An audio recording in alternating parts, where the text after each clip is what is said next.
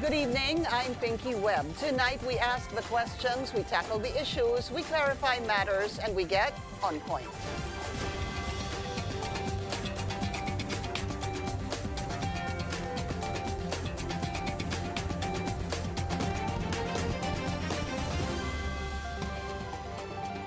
A House inquiry into anomalous flood control projects is set to begin on September 2. This comes amid allegations that dozens of congressmen themselves are involved in the anomalies. House Public Accounts Committee Chair Terry Ridon says they may invite Baguio City Mayor Benjamin Magalong so he could finally reveal the names of these lawmakers. Let's get on point with Baguio City Mayor Benji Magalong. Mayor, good to have you again, and thank you so much for your time. Welcome to the program, sir. Good evening, Pinky. Good evening to our viewers. Thank you for the invite. Mayor, you supposedly submitted documents to Malacanang regarding what is supposed to be corruption in flood control projects. Can you tell us more about this? And sino po ang tumanggap nitong mga documents? Well, that was last month, Sunday, when the President came to the city of Baguio conduct inspection along Cannon Road. Dalawang projects yung pinuntahan niya dyan, the Rockshed project, wherein he was really disappointed and frustrated. Galit na galit siya nung nakita niya yung state nung Rockshed after the typhoon. Then after that, we went to Camp 3, wherein he saw the what's this, damaged rock netting. At pinakita ko rin sa kanya yung mga cat's eye. Tapos I turned over some documents. It's sort of a president's briefer para mas madali niya makita. Yung quick look kung yung mga different project na nagkakaroon ng mga anomalies. So, am I to believe, sir, that what you sent the President after the inspection in Tuba, Benguet, are documents related to the Rockshed issue and dinagdagan niyo po sa issue ng mga cat's eye? Meron pa, pati yung pinadala ko rin sa kanya yung mga binigay ko rin. Kasama lang doon lahat naka-compile lahat yun. Pati yung roadside barrier, pati yung the road that leads to nowhere. Pati na rin yung dyan sa substandard na mga buildings dyan sa Baguio General Hospital Medical Center. So all in Baguio, basically that area, sir? Baguio and Benguet. And Benguet. Sir, saan si the road that leads to nowhere? Come again, napiti? Saan po yung the road that leads to nowhere na isinabit niyo po? Sa Baguio yun sa Baguio area. Ito yung from Luwakan at sana magka-terminate sa Cannon Road pero hindi matapos-tapos. It is being funded multi-year pero hindi matapos-tapos, hindi ma-terminate sa Cannon Road. At bumabagsak na, nagkakaroon na ng erosion yung kanyang mga roadsides at talagang very challenging yung kalsada na yun. Kaya talagang hindi rin namin alam kung bakit ginawa yan. There was no consultation with the local government, no public engagement also with the communities that are actually residing there. Sino nagpagawa, Mayor? Yung DPWH, Department of Public Highways. At yung allegedly this is the fund was actually provided by the former Congressman Mark Go. The former Congressman, did you say Mark Go, sir? Yeah, former Congressman Mark Go. Okay. So, yun po yung issue doon. And with that, sir, are you supposed to have a meeting with the President about, I guess, more revelations or insights you have regarding infrastructure or pangungurakot, SOP, etc., sir? Well, nabanggit ko nga sa kanya yung mga cost nung pinakita ko sa kanya yung cost nung project, and at the same time we showed them yung nagdala ako ng isang civil engineer, the president of the Institute of Civil Engineers. Tapos in-explain niya kung ano yung nangyari diyan, ano yung mga flaws, ano yung why is it that the project was only limited to that area. Dapat sana kinover na niya mismo yung isang vulnerable na site. And besides, pinakita niya na, sir, kung dito, kasi merong contentious issue doon Sinasabi kasi na stay up pa naman eh. Nakikita nila na stable. Paano nila sabi ng engineer? Paano magiging stable, sir? Kung titignan mo, meron nga retention wall dito, retaining wall rather. So bakit hindi na lang nila in-extend dito? And look at pinakita yung river, nakita nga namin yung gabion wall. It Okay. looks like pati yung gabion wall substandard din ang pagkakakonstruct. Malaking tulong, Mayor, that the President went there. Yes. He was, alam mo, yung expression ni Presidente, talagang galit na galit siya. Very frustrated siya. All right. But is there, so meron na kayong pinadalang mga dokumento, this is with regards to Baguio, Benguet, but that's it. Yun lang po yung mga papeles or dokumento na isinumite ninyo. Yes, most of the were photographs, tapos numbers, actually. Was just a brief description of the project. All right. Mayor, I don't know why, but it seems that the camera is moving, no? All right, that's much better. Thank you, sir. Let's talk about this, the investigations that are happening. One, the Senate will have its day 2 of its investigation into flood control projects this coming Monday, kung saan ipapatawag na po yung ilang mga, sinapina na po rather, itong mga contractors. And then, of course, the House hearing that will start on September 2. That's a Tuesday. Have you been invited to the House hearing, or were you even invited in the Senate hearing, sir? Yeah, lagi nga nila akong hinahamon dyan sa House of Representatives, pero wala naman silang pinapadalang notice.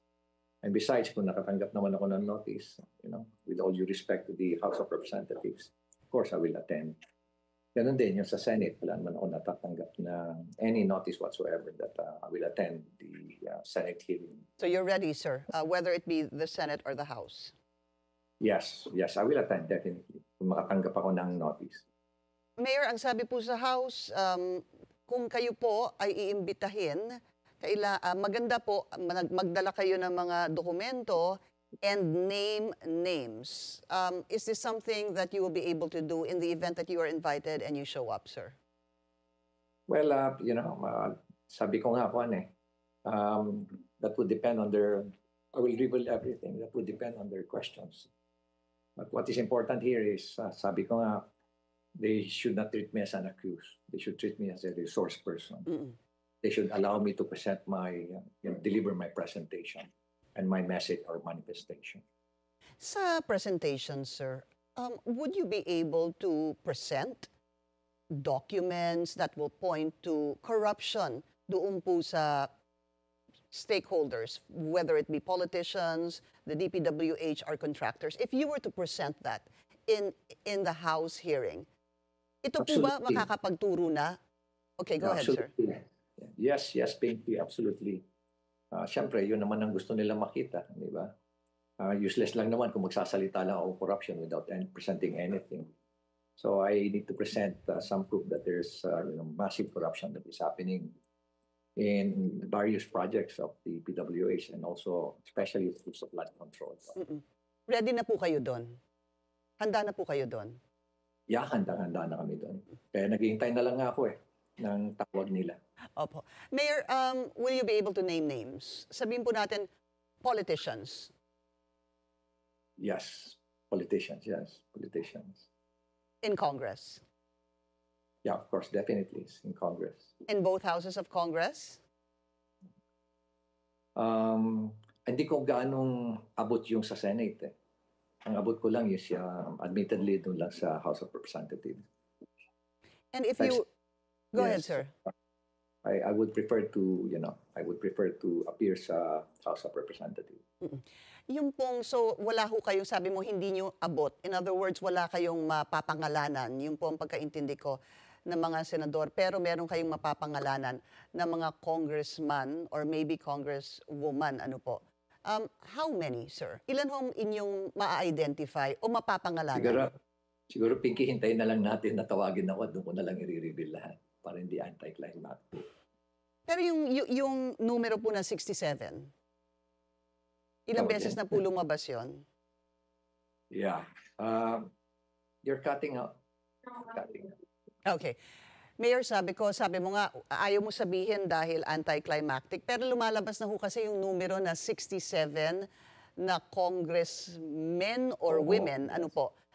Yun ho ba, more or less yung papangalanan ninyo? Alam mo, maski na doon sa 67, hindi naman lahat doon involved sa anomaly siguro. I presume. I presume. Alam mo, although there were 67 and probably higher pa siguro yan kasi yung 67, Pinky, ito yung mga well-known contractors na before they became a congressman. Iba pa yung naging congressman na tapos nakita niya masarap pala maging contractor. Kaya siya naging contractor after being a congressman. Iba pa yung congressmen or congresswomen ng kanilang pamilya. Members of their family are also contractors. Pero ang katotohanan noon, sila rin ang contractor doon. Kaya baka mas marami pa yung numbers actually. More than, sabi mo nga, it could be more than 67. But to clarify, Mayor, you were saying that it could be more than 67, but tama ho ba yung aking pagkarinig, they may not necessarily be involved in anomalous deals? Yes, many of them. Many of them. Unang-una, alam Not mo... Hasser, not involved in anomalous deals. Yes. Alam mo, yung 67 did not actually come from me. I know, sir. 67, yes, was revealed by Senator Lacson and based on his credible na informant. I know when we last talked about that, sinabi mo nga galing kay Senator Ping yun, and looking back at research, yes, nanggaling nga po kay Senator Ping yun, pero ito po ay is something you're confirming. In fact, you're saying it's more than that, but may caveat nga, not all of this could be involved in corruption. Yes. All right. Okay. Wala pa tayong matibay na lead kasi na nakikita na all of them are actually involved. Would you say it's a little hard to actually link them? Number one, obviously, Mayor, wala naman ho talagang magiging paper trail ito, hindi ho ba?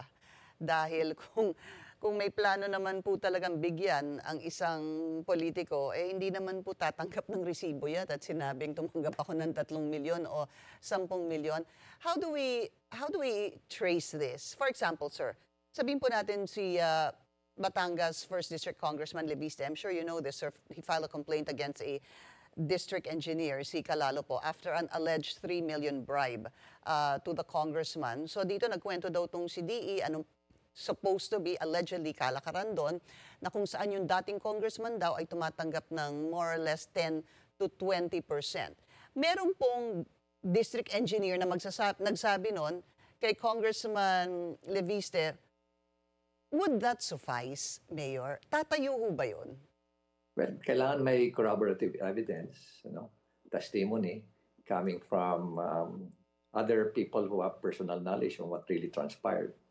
Kailangan din yan. Kaya nga, kailangan talaga na investigador. Hindi pwedeng basta-basta kung sino na lang. Hindi rin basta-basta kung sinong lawyer. Kasi hindi na lawyers naman, kung hindi walang training sa investigation, hindi sila investigador.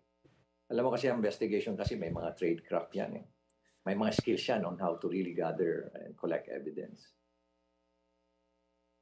Yung iba po mga congressman, obviously, hindi po masyadong natuwa doon sa lumalabas po na balita dahil parang nalalahat po sila, 300 plus of them. I'll go to Congressman Richard Gomez and I'll put this up on the screen, but I know that there's been, nagkaroon ho kayo, naging magkaibigan po kayo muli. Ang sinabi niya kasi, well, and ito pong sabi niya, a part of it, he said that you talk nonstop about corruption in Congress. Why? Because it's an easy headline.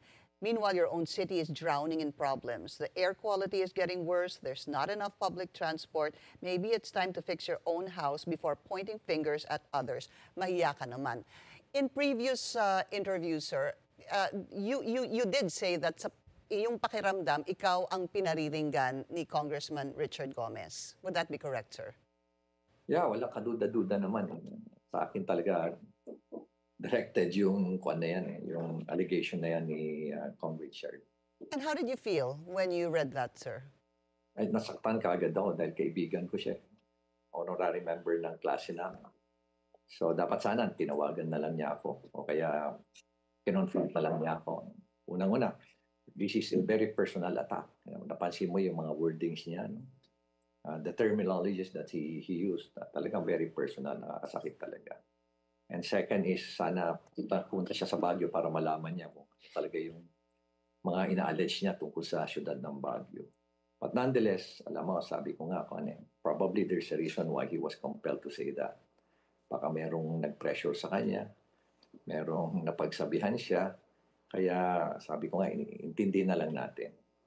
Anyway, kahapon naman, nung nakita kami kahapon, he was with Lucy during a particular event sponsored by the European Union. This is about the circular economy. And he approached me, and I think it was a very kind gesture. So, wala, nag-reciprocate lang naman ako. Yeah, I think you posted it on your Facebook account, if I'm not mistaken. Was there any talk, sir? Nagkaroon ho ba ng pasensya ka na? O ikaw naman kasi, nilalahat mo kami. What kind of talk happened? Well, meron siyang nag-whisper siya kasi. Nag-whisper siya sa akin na parang in-acknowledge niya yung presence ko para mista. Tapos nakita ko naman yung mata niya. And I can feel naman yung sincerity. Kaya na lang, hinata ko na lang siya. Tapos hinag ko na lang siya para just to say na I acknowledge. And that ends that, sir? Yes. All right. Alam mo, siguro, sabi ko nga, Pinky, malamang he was compelled, he was pressured. All right, Mayor, we need to take a very short break. We'll continue our discussion with Baguio City Mayor Benji Magalong when we return. Stay tuned. This is On Point.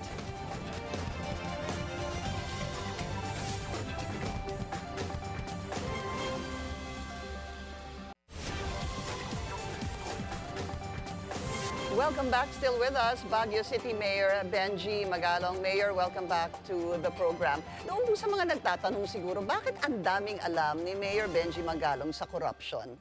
Could you answer that, please? Alam mo kasi marami rin nagsasabi. First is, I'm the former Secretary General of the League of Cities, so I regularly engage sa mayors.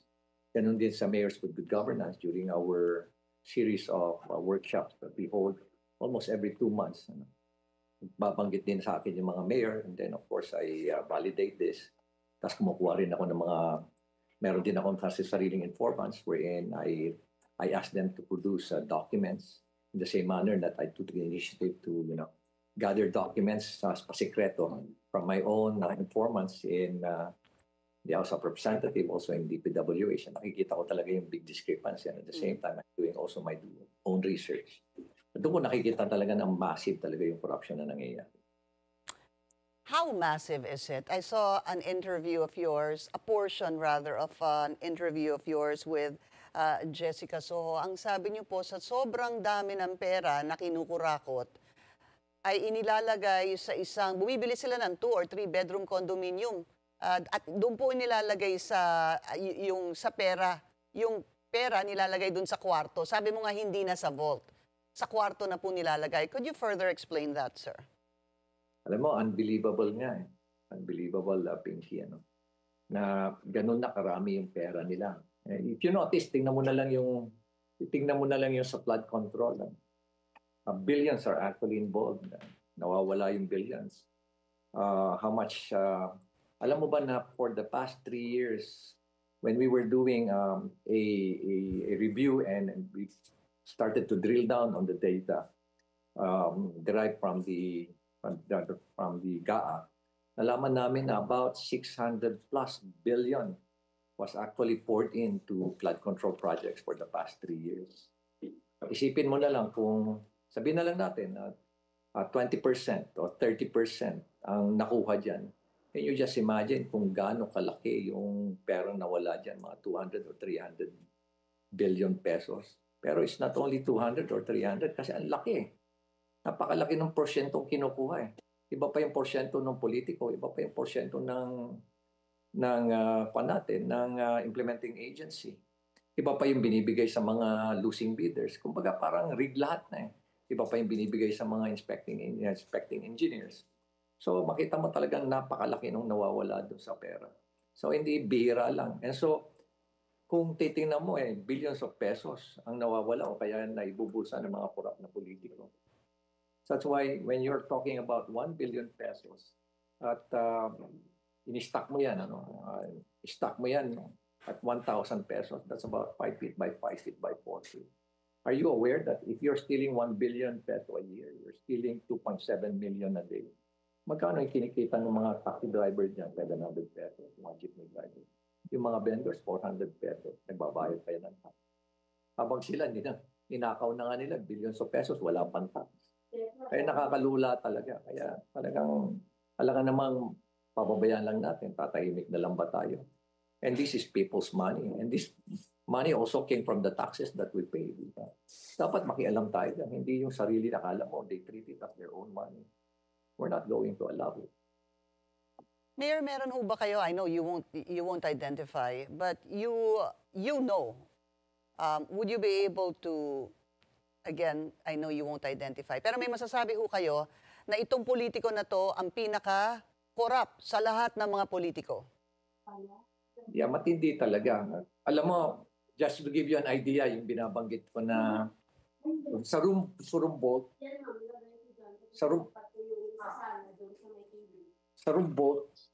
alam mo yung binanggit ko sa Rumbold, meron isang third-party provider na lasing yung congressman, tapos nag-usap sila. Maya-maya, nagyabang yung congressman, isinama niya yung provider niya doon sa kwarto.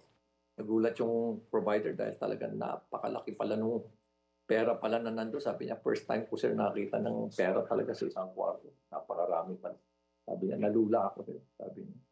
At binanggit sa akin na ganyan-ganyan din lahat ng mga ang ginagawa ng ibang mga kasamahan niya, colleagues niya sa House of Representatives. And ganun din yung mga natatanggap ko, mga information na papadala rin sa akin from people also inside the House of Representatives. Meron nga akong congressman na kausap, sabi nga niya, alam mo, Mayor, nakakaya na rito sa mga colleagues ko. Ako na mismo nahihiya. They're no longer using cash vote. They're using room votes. Sabi. Ang kwarto hindi ginagamit sa tao, nilalagay ang pera. Yeah, hindi na tao. Tumitira doon. Pera Hindi na na lang. po tinutulugan ng tao, tinutulugan ng pera. Sobrang dami.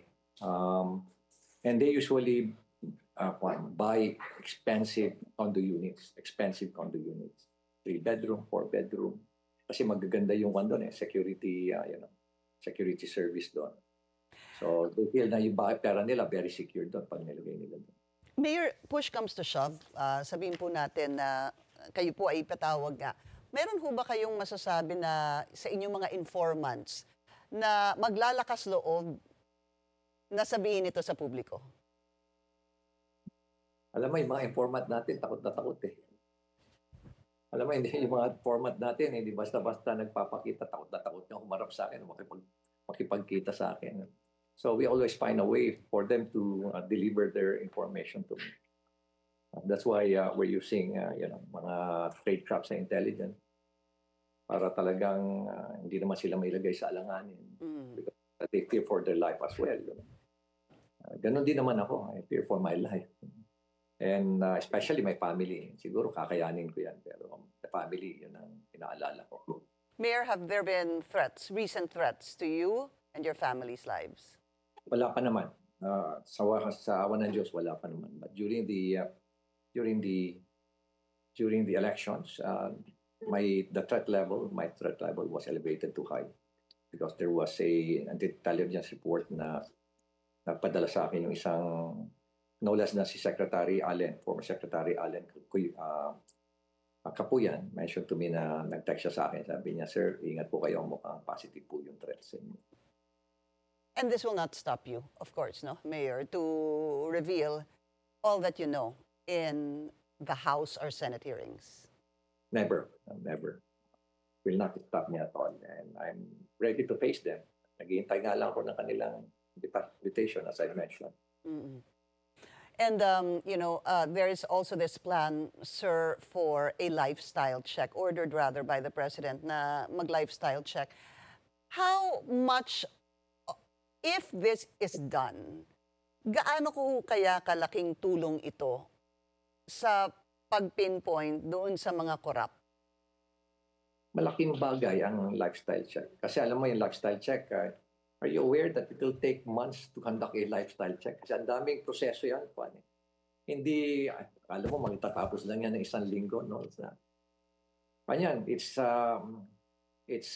what I mean is personnel, what yan, intensive. Kailangan mo na maraming tao to conduct a lifestyle check.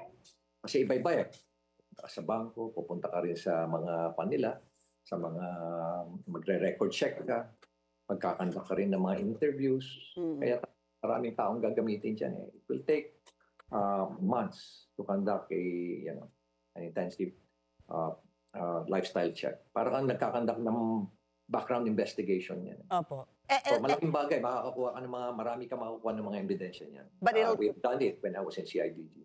Yeah, when you were head of the CIDG, but it's gonna take time. And would you agree, Mayor, that possibly a number of the assets would most probably not be named under this particular person? Yung talagang pagmamay-ari ay hindi nakapangalan yung mga ari-arian. Alam mo, ang gagaling na nila eh. Ang gagaling nila, Pinky. Karamihan ng mga properties nila wala sa pangalan nila. Pero matrace mo naman yan. Matrace mo. May mga paper trails. Of course, you're going to interview neighbors.